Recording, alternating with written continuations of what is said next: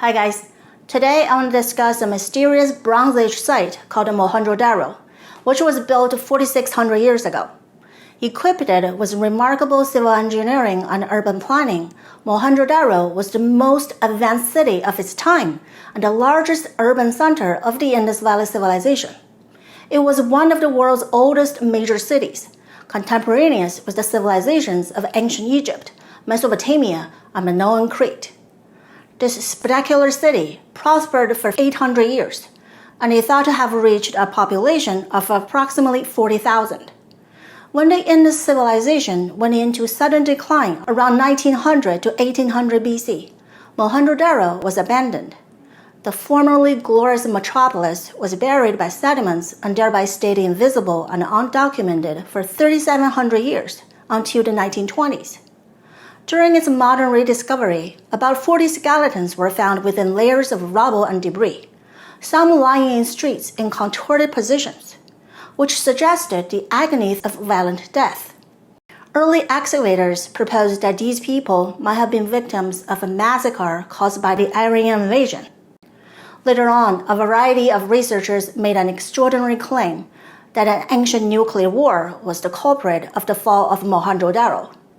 Some stated that there is indisputable evidence of ancient atomic warfare, which can be found throughout the region. Such alleged evidence includes that the skeletons in the Indus Valley are among the most radioactive ever found, on par with remains with Hiroshima and Nagasaki. At one site, Soviet scholars found a skeleton which had a radioactive level 50 times greater than normal. In one nearby area, the radioactivity is so excessive that residences there have high rates of cancer and birth defects. The huge masses of walls and foundations of the ancient city are fused together, literally vitrified by intense heat. Others refer to a purported paragraph from the ancient Hindu epic Mahabharata, which speaks of doom in the war that eerily resembles a nuclear destruction. From all of this, it surely points to a possible ancient atomic war that ended the city of Mohenjo-Daro and the Indus Valley civilization. However, are these pieces of so-called evidence true or misinformation? What if I told you that the key elements of this ancient nuclear war are fiction rather than fact? That there is no legitimate evidence of such a war ever occurring in the Bronze Age, and that the discovered human remains neither died of a nuclear blast nor massacre. So, what happened? Why are these skeletons, both adults and children, found on site in seemingly chaotic states? What kind of information they might reveal on the perplexing termination of the Indus Valley civilization? The Indus civilization, aka the Harappan civilization, had more than 1,000 settlements covering at least 800,000 square kilometers or 31,000 square miles of what is now Pakistan and northwestern India. It was the most extensive urban culture of its period, with a population of perhaps 1 million and a vigorous maritime export trade to the Persian Gulf and cities in Mesopotamia, where objects inscribed with Indus signs and beads made using Indus raw materials and technology have been uncovered. The Indus cities demonstrated an exceptional sophistication level of civic planning and amenities. Mohenjo-Daro was the largest city and trading center in the valley. Archaeological evidence shows that the site was built in a relatively short period of time, with an impressive drainage system and wells being some of the first planned constructions. It had streets in grid-like patterns. These imply that the layout of the city was planned before it got built. Like its contemporary Indus cities, Mohenjo-Daro was divided into two parts. A higher mound or the citadel was built on a raised platform of mud brick and consisted of all the important administrative structures like the Great Bath, granaries, and a college of priests. It was fortified by a thick brick retaining wall. The low-lying part of the town was also fortified and was meant for human dwellings. The houses had 2 stories and were furnished with brick bathrooms, with many having toilets. Wastewater was let into sewers that ran along the center of the streets, covering with bricks or stone slabs. The excavation done so far reveal over 700 wells at Mohenjo-daro. Cisterns and wells finely constructed of wedge-shaped bricks held public supplies of drinking water. Standardized sun-dried bricks were used for infill, and more durable fired bricks were used for the drains, foundations, and sewer linings. Even in its ruinous condition, the 4,000-year-old Mohenjo-daro looks not that different from modern-time towns with its well-designed and constructed walls and streets. The great Indus Valley civilization is living up to its splendor. Astonishingly, based on current findings, this advanced Bronze Age culture has left no archaeological evidence of armies or warfare. Yes, you heard me right. The Indus Valley civilization was apparently a peaceful culture that avoided warfare for millennia. There is no evidence that any Harappan city was ever burned, besieged by an army, or taken over by force from within. Sifting through the archaeological layers of these cities, Mohenjo-daro included, researchers have found no layers of ash that would suggest the city had been burned down, let alone any signs of mass destruction.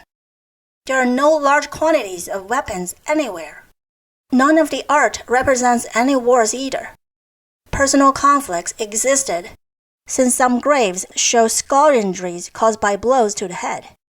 But to date, no remnants provide proof of any large-scale wars, needless to say, an ancient nuclear war. Hey, this can't be true, you may argue, since ancient India had plenty of epic poems portraying major wars, such as in Mahabharata, which even contains a quotation that reads like nuclear bombs. And the scattered skeletons found at Mohenjo-daro were also possible signs of destruction by war. The skeletons and towns even have high radioactive levels. Well, the truth is, none of these war claims are what they appear. Let's first take a look at the Mahabharata claim. Here is something that most people overlook. The oldest preserved parts of this epic are not much older than 400 BC, while the Indus Valley civilization with cities like Mohenjo-daro ended at 1700 BC or earlier. There is a 1300-year time lapse between the fall of the Indus civilization and the epic Mahabharata. Can you trust a poem written over 1,000 years later as an accurate description of an earlier historical event? I doubt it. Let me remind you that there was no documentation on Indus Valley civilization. Possibly, later ancient Indian scholars and historians didn't even know about it. This Bronze Age culture remained hidden, and it wasn't until its rediscovery in the 1920s that the world had the first clue to this civilization that rivals ancient Egypt and Mesopotamia. Moreover, Mahabharata was written in Sanskrit, while the Indus people had a different language which has not been deciphered. We can admire the Indus scripts from their exquisitely carved seal stones, terracotta tablets, and metal pieces, but we have no idea what these scripts mean. Thus, it's unlikely that Mahabharata has anything to do with the Indus culture or Mohenjo-daro. Even if we take a leap of faith and deem that the war depicted in Mahabharata did occur during the Indus period, there is still a big problem. The alleged paragraph of atomic war in Mahabharata has been published and recited frequently online. Here is the version from Eric van Diniken's Chariots of the Gods. A single projectile, charged with all the power of the universe, an incandescent column of smoke and flame, as bright as the thousand suns, rose in all its splendor. It was an unknown weapon, an iron thunderbolt, a gigantic messenger of death, which reduced to ashes the entire race of the Vishnus and the Anhakas. The corpses were so burnt as to be unrecognizable. The hair and nails fell out, potteries broke without apparent cause, and the birds turned white. After a few hours, all foodstuffs were infected. To escape from this fire, the soldiers threw themselves in streams to wash themselves and their equipment. No doubt, it sounds very much like a nuclear destruction. However, A thorough keyword search through English translations of Mahabharata reveals no such passages.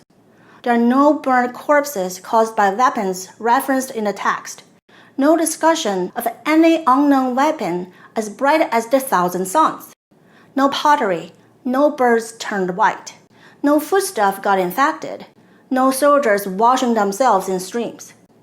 Nothing caused the hair and nails to fall out. The only remotely related sentence is at night, the rats and mice ate away the hair and the nails of slumbering men. On Wikipedia, there are synopses of each day's battle of the 18-day fantastical war of Mahabharata. It reads like traditional warfare with the warriors, troops, chariots, horses, elephants, and battlefields. That passage, which resembles an atomic war, is pure fabrication. I have listed 2 links of Mahabharata in the description section if you want to check them out yourself. Back to the ancient city of Mohenjo-daro.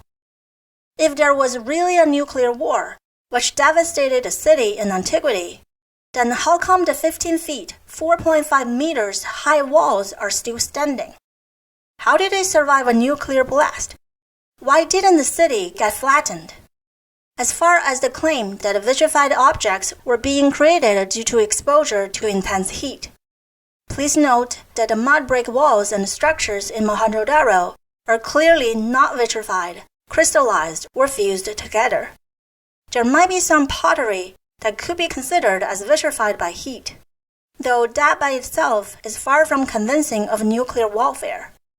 Firing pottery in high-temperature kilns can create vitrification, which is how ceramics are made. It doesn't have to be an atomic bomb at all. Archaeologists estimated that at its peak, Mohenjo-daro was home to 40,000 people. So why are there only 40-some bodies? Where are the rest of the inhabitants? The skeletons found on site were discovered with no weapons and no armors, and they contained no evidence of fatal injuries. In the 1980s, anthropologist Kenneth Kennedy and colleagues studied a collection of skeletal remains and found no evidence of violent death. Only 2 skeletons had marks similar to those made by sword or spear. One was an old wound, another was healing, probably after an accident. They concluded that the massacre theory had been incorrectly based on archaeological evidence of disorderly disposal of the dead, rather than on skeletal evidence of trauma. On top of that, these people might not have died during the same time period, and some skeletons were buried shallowly. The earlier excavations were not conducted using stratigraphic techniques employed by modern archaeologists, though it was stated that the contemporaneity of the skeletal remains is anything but certain. This means these people were likely not killed in a single tragedy. Hence, the Aryan invasion theory doesn't hold up. On another note, why would such an advanced civilization bury their dead without any apparent funerary rituals or without even positioning them neatly in a grave? It's almost as if they were tossed in a hole and buried in whatever position they landed. This is quite different from the orderly attention to detail that is seen in the rest of the city. Here are some telling clues. There are many layers of flood sediments. The sprawled skeletons lying scattered are from the uppermost excavation layers. Along with carelessly built, squat-lit makeshift houses, which are far inferior to the well-appointed dwellings in lower archaeological layers. Excavators stated that the skeletons laying on the street were not resting directly on the walking surface of the lane. These skeletons appear to have been in the debris that accumulated between the walls of the building facing the lane, sometime after the lane had fallen into disuse. Excavators also suggested that the late-period burials might have just accidentally penetrated down to older, lower layers due to decaying, crumbling buildings. If this is the case, then it might explain the contorted and chaotic state some of these skeletons were discovered in. So, I think it's quite possible that the people who died in Mohenjo-daro were not the original builders and inhabitants. They arrived long after the city was abandoned and partially buried. This grand metropolis was built 4,600 years ago and abandoned around 1900 or 1800 BC. The upper archaeological layer at Mohenjo-daro was dated to 1700 BC. It's logical to propose that after the original city was deserted and its residences moved somewhere else, many decades, if not centuries later, small groups of people came and reused the half-buried ancient site as foundations to build their own houses. Since there are no violent injuries on the skeletons and some were buried afterwards, they might have died of natural causes. The crude houses indicate that this area might have been a temporary shelter during later eras. Some scientists think some infectious disease led to the demise of the Indus Valley civilization. So maybe the ruins of Mohenjo-daro were repurposed as a quarantine village for people with diseases during epidemic times. Back to the nuclear war hypothesis. Despite being extensively studied down to the finest details, not a single scientific paper reports on the discovery of radiation in these skeletal remains. The statement that one skeleton had a 50 times higher radioactive level than normal cannot be traced back to any scientific paper. Then where does this false assertion derive? I read on a blog that this information can be tracked down to a 1965 book written by the Russian metaphysical author Alexander Grabovsky, Riddles of Ancient History. Philippe, the blogger, checked down Grabovsky's source to a Soviet Science Journal article titled Problems of Radiation Safety in Cosmic Flights, which might be related to a report written for the British Medical Research Council, Hazards of Nuclear and Allied Radiation in 1960. This report compared the radiation level suffered by astronauts in orbit to what we can be exposed to on Earth, particularly in the region of Kerala in India, where there is a lot of monazite sand high in thorium. In the report, the radioactivity of a rib borrowed from an Egyptian mummy in the British Museum was discussed. Its alpha radioactivity was measured and found to be in the normal range of present-day bone specimens. So, there is no highly radioactive skeleton, and the one that got tested was normal and Egyptian. I'm not sure who drew the random conclusion from this published paper to that there were radioactive skeletons in ancient Indian sites. Was it a Russian author or someone else? That brings us to the next point, the alleged high radiation in ancient Indus cities. Every place on Earth has background radioactivity, and the numbers vary greatly. The highest known level of background radiation affecting a substantial population is in Kerala and the Madras states in southern India, which are not close to Mohenjo-daro or any other Indus sites.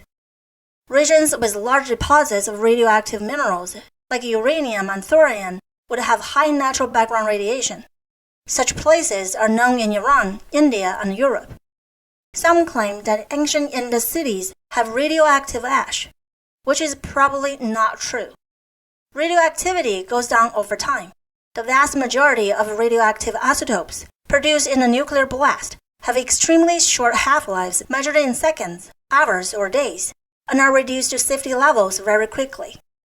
Regardless the horrific atomic destructions of Hiroshima and Nagasaki, no harmful radiation persists today in either city. The 1986 Chernobyl explosion put out 400 times more radioactive material than the atomic bomb dropped on Hiroshima. It remains a radioactive site, but is considered relatively safe to supervised, restricted tourism. According to the New York Times, 36 years after the calamity, radiation levels at Chernobyl are within safety limits. A study has found that radiation levels in the Chernobyl exclusion zone are having no direct impact on soil biological activity 3 decades after the world's biggest nuclear disaster. So, even if there was, by some remote chance, a nuclear war in ancient times, it's highly unlikely it will leave radiation traces that affects humans thousands of years later. Weaving all this information together, it looks like every part of the story of ancient nuclear war in the Indus Valley cannot pass the test of honest scrutiny. This may come as a disappointment to those that love a dramatic story, but I personally think truth trumps everything. The Indus Valley Civilization in the Bronze Age was established by peace-loving people, and largely due to their location, they avoided war with neighbors. Their declination might not be the result of wars or invasions, but something much less violent. The limited skeletons scattered in Mohenjo-daro were not victims of a nuclear blast, Aryan invasion, or other battles. I think they belong to small groups of people who arrived at the end of the Indus Valley Civilization. They were not the original city inhabitants. They reused the site after its abandonment. Perhaps these people were left there because they contracted some infectious disease like cholera. The upper layers of the Mohenjo-daro with crude houses could be the work of these later people and serve the purpose as a quarantine village. What do you think? Of course, further investigation may prove or disapprove this proposal. If you have any insights, please leave a comment. If you like my video, please subscribe to my channel and share with others. You can also support me on Patreon, which is a monthly charge, or on Buy Me a Coffee. I appreciate your support. This is Curious Being. I'm Tina. Thanks for watching and see you next time.